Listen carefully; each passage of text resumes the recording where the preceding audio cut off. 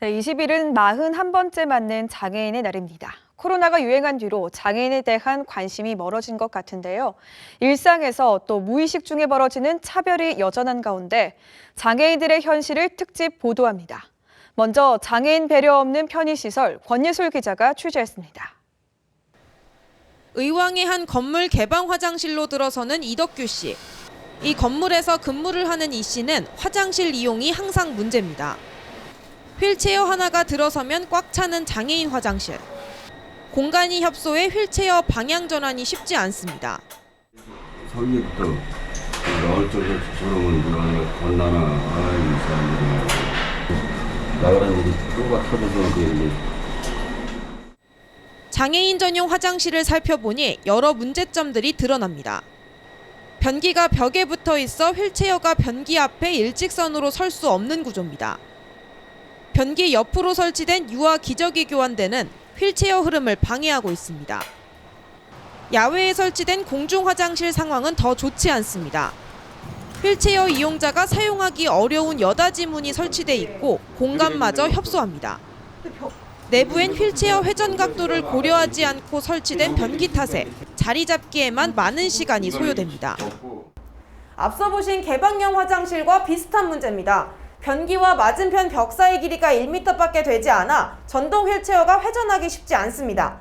만약 이 변기가 손잡이 쪽으로 붙어 있었다면 출입구로부터 들어와 이용하기 훨씬 수월했을 겁니다. 일반 화장실은 문턱이 높아 아예 휠체어 접근이 불가능합니다. 장애인들은 집 밖 대다수 화장실의 사용이 불편하다 보니 화장실 이용을 자제하기 위해 물 한 모금도 조심스러울 수밖에 없습니다. 장애인 화장실 같은 거 없으면 우리 노상방뇨라고 그러잖아요. 노상방뇨도 하고 그 여자분들은 더 힘들죠. 남자들은 그래도 괜찮은데 커피숍 가서 커피를 한 잔 먹으려고 해도 일단 소변 때문에 잘 마시지도 못하고. 예. 경기도 내 화장실 가운데 장애인 화장실 설치율은 46%. 안양과 군포, 과천 역시 장애인 화장실이 마련된 곳은 10곳 중 4곳에 불과합니다. 장애인 편의 증진을 위한 법령이 마련돼 있지만 현실적으로 이들을 위한 제대로 된 편의시설은 소수에 불과한 실정입니다. 평소에 사용되지 않아 보이는 장애인 편의시설. 하지만 필요한 장애인이 언제든 사용할 수 있도록 하기 위해선 이 사회의 인식 개선이 필요하다는 지적이 나옵니다. 이 장애인 편의시설은 사실 최중증 장애인들이 편하면 모든 사람들이 다 편할 수 있는 그런 시설이 될 수 있거든요. 그래서 편의시설은 비단 장애인들을 위하는 게 아니라 대한민국에 있는 전 시민들을 위하는 그런 시설물이 아닌가 하는 생각이 듭니다. 이동 약자를 가로막는 장벽을 허물고 불편 없는 세상을 만들기 위해선 시민 모두의 세심한 관심과 노력이 필요하다는 지적입니다. BTV 뉴스 권예솔입니다. 장애인 생활시설에서의 학대나 폭행도 종종 발생하는데요. 오산 성심재활원의 경우 장애인 상습 폭행과 학대로 시설 폐쇄 결정이 난 상태인데 이곳에 머무르던 장애인 가족들은 갈 곳을 잃게 됐다며 막막함을 호소하고 있습니다. 이어서 조윤주 기자의 보도입니다. 성심재활원 거주시설 폐쇄 반대. 현수막을 들고 시청 앞에서 1인 시위를 하고 있는 김영임 씨. 중증 장애 아들을 둔 김 씨는 성심재활원의 폐쇄 소식을 들은 이후로 밤잠을 설칩니다. 내 자식을 여기서 평생 여기 있을 것이라고 생각했는데 또 타 시설을 가게 되면은 어디를 가야 되는지 그것도 잘 모르겠고 만약에 간다 한들 글로 보내야 되는 그 부모 심정이 얼마나 진짜 피눈물이 납니다. 진짜 이 폐쇄 조치 행정 조치를 받은 그 후부터 정말 제가 밤잠을 못 자요. 밤잠을. 성심재활원에 있는 장애인들은 모두 70여 명. 대부분이 지적 장애인들로 10년 넘게 거주하고 있습니다. 때문에 생계를 책임져야 하는 가족들에게는 재활원이 마지막 보루나 마찬가지입니다. 폐쇄된다는 말 듣고서 진짜 솔직하게 청청병력 같은 소리였어요. 이제 지금도 잠도 못 자고 조금 자다가 깜짝 놀라서 일어나면 얘 어떡할까? 얘네가 만약에 시설 폐쇄가 돼서 어디로 가냐? 성심재활원은 장애인에 대한 상습 폭행과 학대로 3차례 행정처분을 받으면서 지난 5일 시설 폐쇄 최종 결정이 내려졌습니다. 보호자들은 학대 가해자에 대한 엄격한 처벌이 우선돼야 하는데 시설 폐쇄로 오히려 장애인들이 이중 피해를 떠안고 있는 상황이라고 호소합니다. 중증 장애인들을 다른 시설로 보낸다는 건 또 다른 인권 침해라는 주장입니다. 장애인들을 생각한다고 하면 이거 이렇게 함부로 폐쇄할 여건이 아닙니다. 잘못한 사람들이 다 고통 분배를 해야 되는데 지금 오히려 장애인만 지금 고통을 감당해라 해가지고 타지로 보내고 타시설로 보내고 타시설로 보낸다는 것은 또 다른 인권이 나오는 겁니다. 오산시는 관련 법령에 의해 시설 폐쇄가 결정됐다며 대책 마련에 고심 중이라고 밝혔습니다. 경기도에다 요청을 해서 이제 전원 시설을 좀 알아봤고 자립 관련된 시설 지금 체험홈이라든가 자립주택 같은 거를 지금 마련하려고 지금 굉장히 노력하고 있어요. 끊임없이 반복되고 있는 장애인에 대한 학대와 폭력의 사슬을 끊기 위해서는 지자체를 넘어 경기도가 나서야 한다는 지적도 나옵니다. 전반적으로 장애인 시설에 대한 전반적인 전수조사와 함께 자립 지원에 필요한 욕구 조사를 통해서 그들을 어떻게 지원할 것인지, 예를 들어서 장애인 자립주택을 확대한다거나 아니면 체험홈을 좀 확대한다거나 이런 로드맵 없이 그냥 문제가 생기면 거기에 가서 땜빵하고 할 수 있는 성질의 것이 아니다. 시설 폐쇄 소식에 눈앞이 캄캄하다는 장애인 가족들. 근본적인 대책 마련이 시급해 보입니다. BTV 뉴스 조윤주입니다. 장애인 인구가 늘면서 사회의 한 구성원으로 성실하게 살아가는 장애인들도 많아졌습니다. 하지만 일자리 구하기가 쉽지 않고 비뚤어진 시선과 차별에 취업 현장에서 겪는 아픔도 크다고 하는데요. 장애인들이 홀로 서기 위해선 꾸준한 관심과 지원이 필요합니다. 주하영 기자가 취재했습니다. 식탁을 닦고 수저를 정리하고 병원 급식실 업무 8개월째인 정난 씨의 하루 일과입니다. 발달 장애를 안고 있지만 일을 하는 데는 큰 불편함이 없습니다. 동료들도 성실한 정난 씨를 좋아합니다. 주어진 업무는 굉장히 최선을 다해서 하고요. 이제 일명 말할 수 있는 잔소리라든지 그런 거 듣지 않게끔 굉장히 잘 하는 편이에요. 집이 이제 오산이어서 1시간 정도의 출퇴근 거리가 있음에도 불구하고 단 한 번도 지각한 적이 없고요. 정난 씨는 월급을 받으면 꼭 쓸 곳이 있습니다. 또 보면서 남자친구와 데이트 비율 뜨고 싶어요. 학교에서 행정일을 돕고 있는 기쁨 씨는 동료들의 기쁨입니다. 서류 작성과 문서 복사 등의 업무를 하면서 어려운 일을 해냈을 때와 월급으로 저축할 때 가장 행복하다고 합니다. 어떤 거를 해달라고 하셨을 때 해서 갖다 드리면 고마워요. 감사합니다 할 때 제일 좋아요. 장애인 복지관에서는 이같이 경증 장애인들의 직업 교육을 통해 일자리를 제공하고 있습니다. 일을 익히고 적응하기까지 조금만 시간을 주면 장애인의 사회적 자립은 그렇게 어려운 일이 아니라고 말합니다. 하지만 많은 장애인들이 이 같은 혜택을 받는 것은 아닙니다. 지역사회에 있는 우리 많은 업체들이 장애인 인식 개선을 통해서 그리고 적절한 일자리를 통해서 우리 장애인들이 잘 취업하여서 경제적인 그런 독립을 할 수 있도록 우리 장애인들을 많이 지원해 주셨으면 좋겠습니다. 훈련과 지원을 받으면 직업을 갖기 쉬운 경증장애인은 도내 164만 8천 명이 등록돼 있습니다.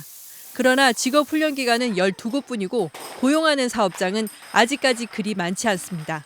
많은 분들이 더 많이 일할 수 있도록 일자리 만들어주시면 좋겠어요. 홀로 서기가 가능한 장애인들은 관심과 지원을 필요로 하고 있습니다. BTV 뉴스 주하영입니다. 매년 장애인의 날을 맞지만 취지와 다르게 장애인들이 절망감에 빠지는 일이 많습니다. 장애인 차별과 학대 등을 막기 위해선 무엇보다 장애인에 대한 인식 개선이 우선돼야 할 텐데요. 장애인 인권의 현 주소를 김유승 기자가 알아봤습니다. 장애인의 날이 제정된 지 40년이 흘렀지만 장애인 인권은 여전히 과제로 남아 있습니다. 경기도 장애인 권익 옹호기관 방대욱 조사지원팀장님과 화상으로 연결해서 직접 이야기 들어보겠습니다. 네, 안녕하세요, 팀장님. 장애인 권익 옹호기관이 어떤 곳인지 먼저 소개를 부탁드리겠습니다.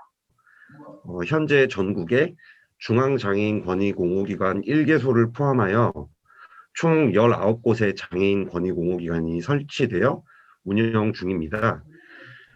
저희 경기도 장애인 권익 옹호기관은 2017년 12월에 설치가 되었고요. 실질적으로는 2018년부터 현재까지 업무를 수행을 하고 있습니다. 경기도 장애인 권익 옹호기관이 하는 일은 경기도 내에 거주하시는 장애인이 학대나 차별을 받으셨을 때 이 신고를 접수를 받고요. 그래서 이 신고해 주신 내용에 대해서 조사를 하고 사후 지원하는 업무를 수행을 하고 있습니다. 장애인 권익 침해와 관련해서 어떤 사례가 가장 많을까요? 네. 우선 저희가 2018년부터 현재까지 신고 접수 건수나 이런 좀 추이를 말씀을 드리면은 저희가 2018년도에는 총 395건의 신고 접수를 받았고요. 2019년도에는 총 640건, 그리고 2020년도에는 총 520건 신고 접수를 받았습니다. 접수된 사례들을 보면요. 신체적 학대 비율이 가장 높았고, 그 다음으로는 경제적 착취 비율이 높은 것으로 나타났는데요.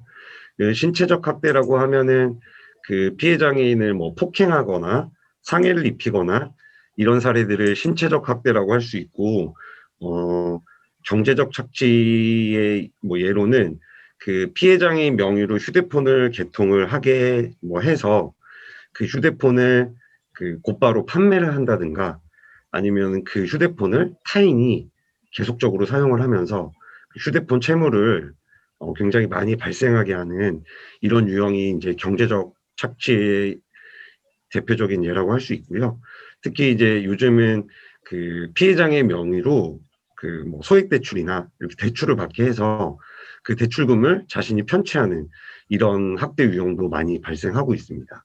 코로나 사태로 외출이 어려워지면서요. 장애인 권익 침해 내용에도 변화가 있을 것 같습니다. 소개를 좀 해주실까요? 이제 코로나 확산 방지를 위해서 이런 주간보호센터라든지 장애인 종합복지관, 이런 장애인 관련 복지시설 운영이 중단되는 경우가 자주 있었고요.